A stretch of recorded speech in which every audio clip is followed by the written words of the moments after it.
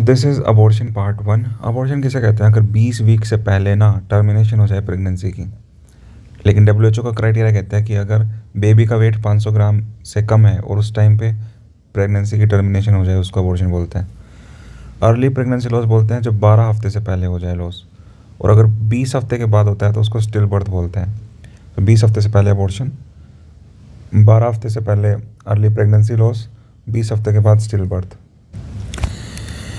अब एक वर्ड होता है एन एम्ब्रियोनिक प्रेगनेंसी, यानी एम्ब्रियो ही नहीं है प्रेगनेंसी में, नॉन वायबल प्रेगनेंसी है। जेस्टेशनल सैक तो है पर योक सैक या एम्ब्रियो नहीं है, इसको ब्लाइटेड ओवम भी बोलते हैं। डायग्नोज करते हैं कि मीन सैक डायमीटर तो 25 mm से ज़्यादा है लेकिन एम्ब्रियो नहीं है। This is the best criteria for diagnosis of an embryonic pregnancy. Mean sac diameter of more than 25 mm but no embryo is seen. या फिर दूसरा क्राइटेरिया है कि 11 दिन हो गए हैं जेस्टेशन के, जेस्टेशनल सैक तो दिख रहा है लेकिन योक सैक भी दिख रहा है लेकिन एम्ब्रियो नहीं दिख रहा। या फिर 2 हफ्ते हो गए हैं प्रेगनेंसी के, जेस्टेशनल सैक दिख रहा है लेकिन योक सैक या एम्ब्रियो दिख ही नहीं रहा। मोस्ट कॉमन टाइम होता है अबॉर्शन का फर्स्ट ट्राइमेस्टर, और उसमें भी सबसे कॉमन होता है 8 वीक से पहले। रिस्क क्या होते हैं, रिस्क फैक्टर्स क्या होते हैं अबॉर्शन के? मैटरनल एज अगर 35 साल से ज़्यादा हो गई है या प्रीवियस हिस्ट्री अबॉर्शंस की। अदर रिस्क क्या है? मैटरनल इन्फेक्शंस हैं जैसे सिफिलिस इन्फेक्शन है, या वायरल इन्फेक्शन है, parvovirus B19 infection, Zika virus infection या CMV। टोक्सोप्लाज्मा और HIV जो है ना, these are not associated with increase risk of pregnancy loss. ठीक है, toxoplasma HIV are not associated with abortions. Maternal factors increasing the risk of abortions are, अगर mother को uncontrolled diabetes है, control diabetes हो तो रिस्क फैक्टर नहीं है but uncontrolled हो तो रिस्क फैक्टर है।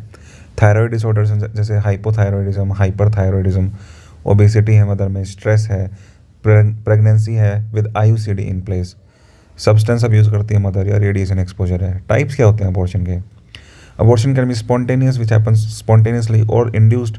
इंड्यूस्ड है तो मेडिकल टर्मिनेशन ऑफ प्रेगनेंसी बोलते हैं। स्पॉन्टेनियस है तो एक केस भी हो सकता है आइसोलेटेड केस, या फिर रिकरेंट भी हो सकता है। आइसोलेटेड होता है तो it can happen in first और second trimester. Most common reason क्या होता है? आइसोलेटेड, आइसोलेटेड वर्ड है इंपॉर्टेंट। आइसोलेटेड फर्स्ट और सेकंड ट्राइमेस्टर अबॉर्शन का मोस्ट कॉमन रीज़न है क्रोमोसोमल एनोमलीज, और उसमें भी aneuploidy is the most common reason. Aneuploidy, अगर ऑप्शंस में एन्यूप्लेटी तो aneuploidy will be the most common reason. Aneuploidy के बाद ट्राइसोमी ग्रुप, ठीक है, trisomy will be the most common reason. Trisomy में भी सबसे ज़्यादा कॉमन होता है ट्राइसोमी 16, लेकिन ट्राइसोमी 16 से ज़्यादा कॉमन होता है मोनोसोमी X। ठीक है, तो trisomy is greater than monosomy, मतलब trisomy is more responsible for abortions than monosomy X, but monosomy X is more responsible trisomy 16। तो ये पूरा सर्कल शो कर रहा है chromosomal anomalies responsible for abortions. उसमें भी एन्यूप्लॉइडी इज देयर, एन्यूप्लॉइडी में भी trisomy is there, trisomy 16 is there. Monosomy is different, monosomy में भी monosomy X is more common than trisomy 16, लेकिन total trisomy is more than monosomy. Other causes of isolated abortions are uterine anomaly है, अब normal uterus है, fibroids हैं, fibroids हैं uterus में, adhesions हैं, सेप्टा हैं, सर्वाइकल इनकॉम्पिटेंस है। Cervical incompetence causes only second trimester abortions, first trimester abortion करवाते ही नहीं सर्वाइकल इनकॉम्पिटेंस। और क्या रीजंस हो सकते हैं आइसोलेटेड अबॉर्शन के? ट्रोमा में भी द रीज़न, इन्फेक्शंस में भी द रीज़न, जैसे कोरियोमेनिनाइटिस हो गया, मैटरनल इन्फेक्शन जैसे टोर्स इन्फेक्शंस हो गए। Torch infection causes isolated abortions and not recurrent abortions. Thrombophilia में भी द रीज़न, मान लो पेशेंट में थ्रोम्बस फॉर्म करने की टेंडेंसी है तो this can also lead to abortions, isolated abortion. Most common cause of isolated abortions are chromosomal anomaly, उसमें भी trisomy is the most common, then uterine anomalies, then trauma. Most viable trisomy है trisomy 21 Down syndrome. Most lethal trisomy है trisomy 16। ठीक है, trisomy 21 is the most viable trisomy, but trisomy 21 के भी mostly जो cases होते हैं, आउटकम्स होते हैं, उनमें अबॉर्शंस ही होता है। रिकरेंट प्रेगनेंसी लॉस, आइसोलेटेड देख लिया, व्हाट इज रिकरेंट? अगर more than 3 consecutive pregnancy losses हो गए हैं बिफोर 20 वीक्स। ठीक है, investigation should begin after 2 abortions. Most common causes idiopathic, most common group of causes is endocrinopathies, then uterine causes are there, uterine causes, then immunological causes are there, and then chromosomal abnormalities are there. Endocrinopathies में hypothyroidism is the most common cause, Other causes may be uncontrolled diabetes mellitus, uncontrolled, not well controlled, uncontrolled. Increased prolactin levels, luteal phase defect, यानी कि second half of the cycle में the progesterone levels are less, and PCOS. These are endocrinopathies causing recurrent abortions. Uterine causes like cervical incompetence, second trimester abortions, uterine malformations, submucous fibroid, Asherman's syndrome. ठीक है. Immunological causes में established cause है एप्ला syndrome, anti-phospholipid antibody syndrome. और chromosomal abnormalities में established cause है balanced translocation of the chromosomes. Luteal phase defect, endocrinopathy, decreased progesterone in the second half of the cycle causes abortion. Well-controlled diabetes does not lead to isolated or recurrent pregnancy loss. Only uncontrolled diabetes leads to it. Proven causes of recurrent pregnancy loss are hypothyroidism, endocrinopathy, uterine abnormalities, Epla syndrome, immunological cause, balanced translocation of chromosomal anomaly. Single most common cause for recurrent pregnancy loss is Epla syndrome.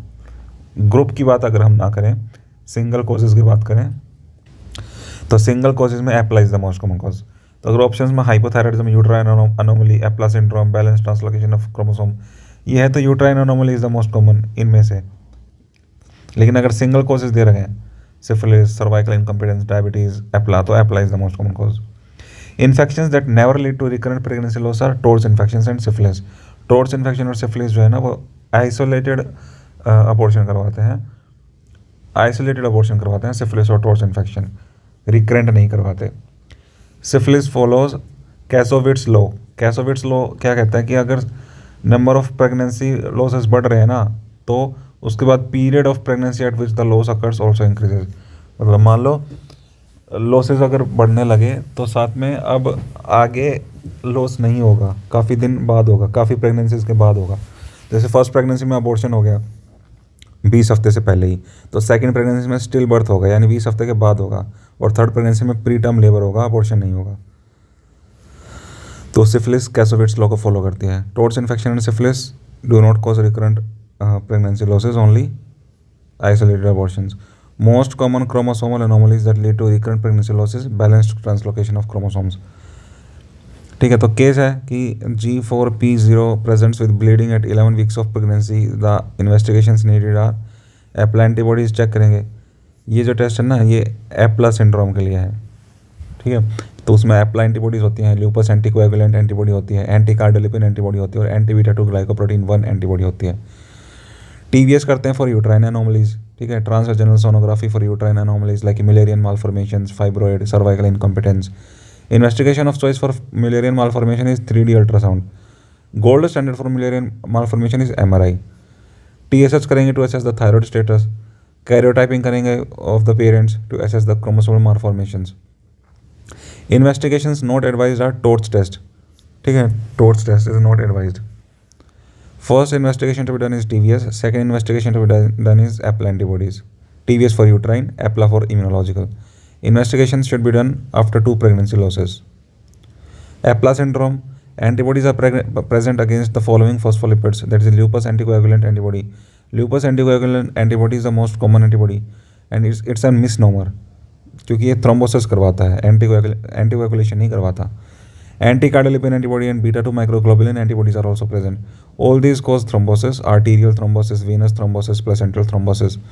Placental thrombosis होने के कारण क्या होता है, complete cut of हो जाती है blood supply की in a fetus of less than 20 weeks, जिसके कारण अबॉर्शन हो जाता है, रिकरेंट होता है, रिकरेंट प्रेगनेंसी लॉसेज होते हैं. Complete cut off of blood supply after 20 weeks of pregnancy causes still birth. Incomplete cut off of blood supply leads to intrauterine growth restriction and PIH in the mother. ठीक है, diagnosis of the APLA syndrome is by modified Sapporo criteria और Sydney criteria. ठीक है, इसमें क्या होता है कि एक क्लिनिकल क्राइटेरिया और एक lab criteria should be present for the diagnosis of APLA syndrome in the modified Sapporo criteria और सिडनी क्राइटेरिया. क्लिनिकल क्राइटेरिया ये हैं, लैब क्राइटेरिया ये हैं. क्लिनिकल क्राइटेरिया में more than 3 pregnancy losses before 10 weeks, more than 1 pregnancy loss after 10 weeks, and more than 1 preterm labor before 34 weeks due to early onset preeclampsia or intrauterine growth restriction or uteroplacental insufficiency and vascular thrombosis. इनमें से एक criteria हो fulfil. Lab criteria में presence of loops anticoagulant और anti cardiolipin और beta 2 glycoprotein antibody.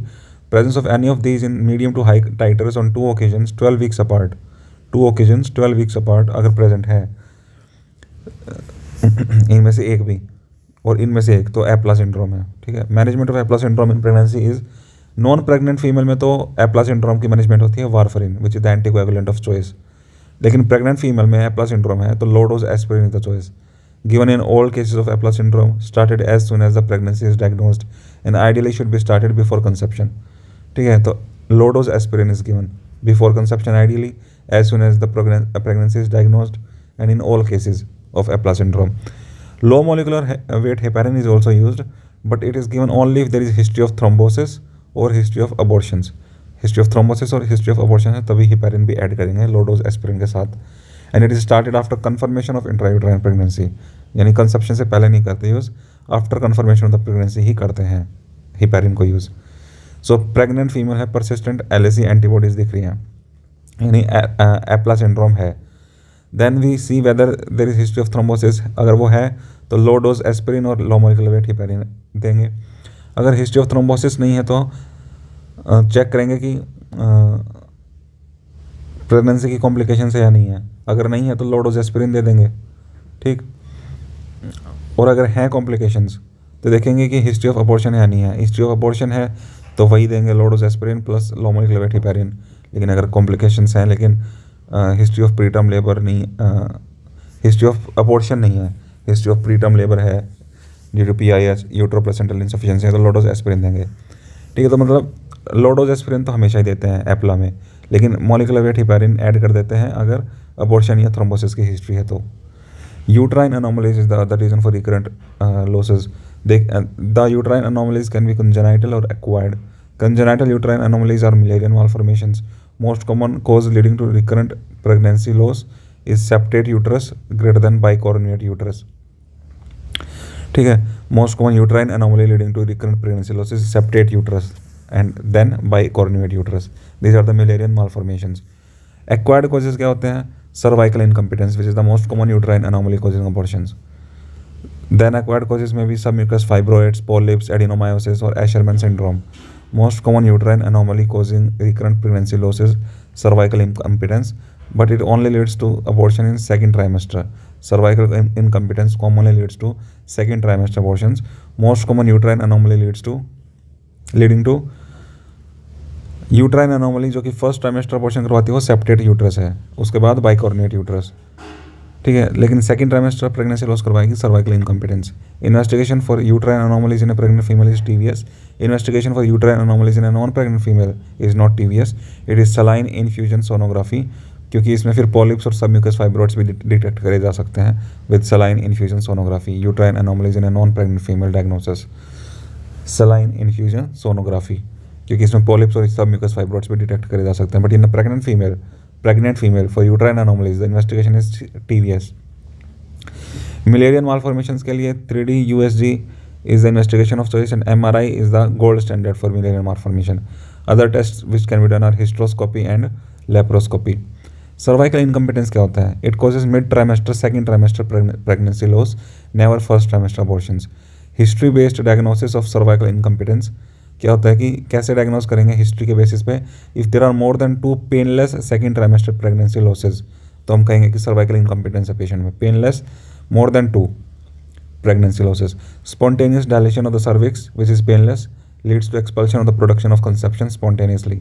With every subsequent pregnancy the time of pregnancy loss decreases, यानी first abortion 20 weeks पे हुआ, सेकेंड अबॉर्शन 18 वीक्स पे, थर्ड अबॉर्शन 14 वीक्स पे। Risk factors for, यानी ये Kassowitz law का अपोजिट है। Risk factors for cervical incompetence, past history of surgery on the cervix. क्यों होती है cervical incompetence? Due to some surgery, due to some trauma. ठीक है, सर्जरी जैसे कि कोनिजेशन सर्जरी करी या फिर लीप सर्जरी करी। लीप सर्जरी करते हैं if there is a history of CIN, मतलब सर्वाइकल इन सिटू नियोप्लाज्म में हम लीप सर्जरी करते हैं।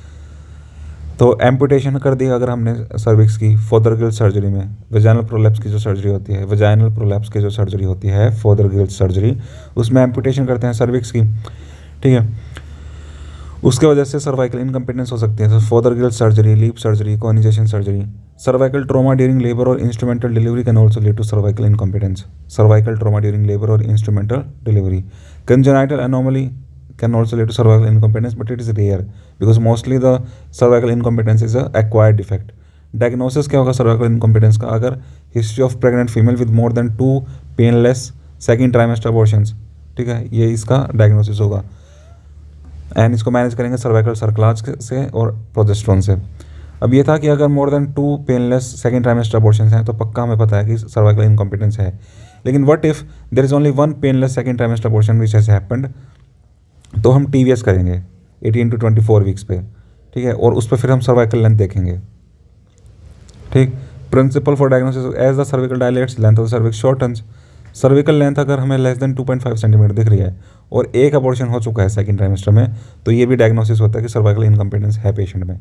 तो या तो दो या दो से ज़्यादा अबॉर्शंस हो रखे हो सेकंड ट्राइमेस्टर में, पेनलेस अबॉर्शंस, तो सर्वाइकल इनकम्पिटेंस का डायग्नोसिस है।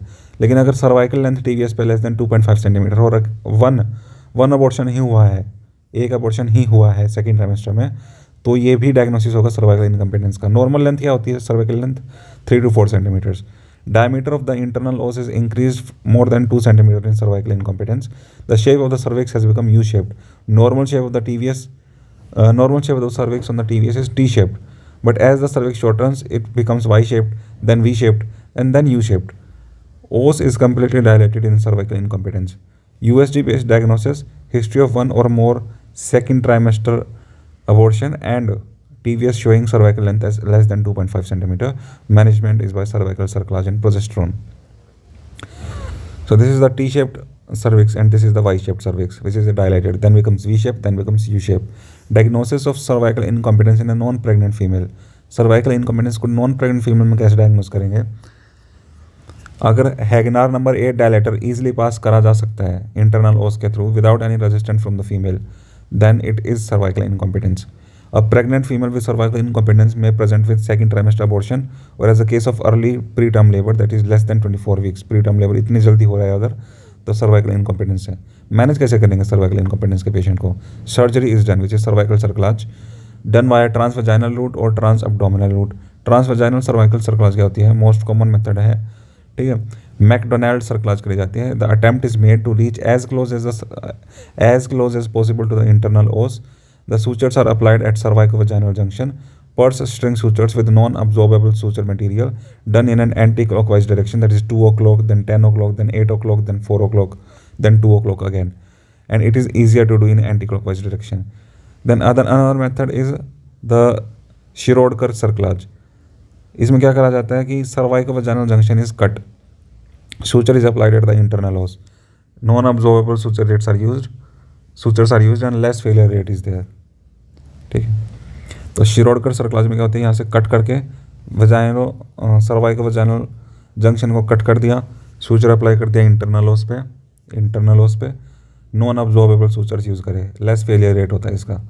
मैकडोनाल्ड सर्कलाज में यहाँ पे we go as close as possible to the internal os and then do purse string sutures, McDonald cerclage and Shirodkar सर्कलाज।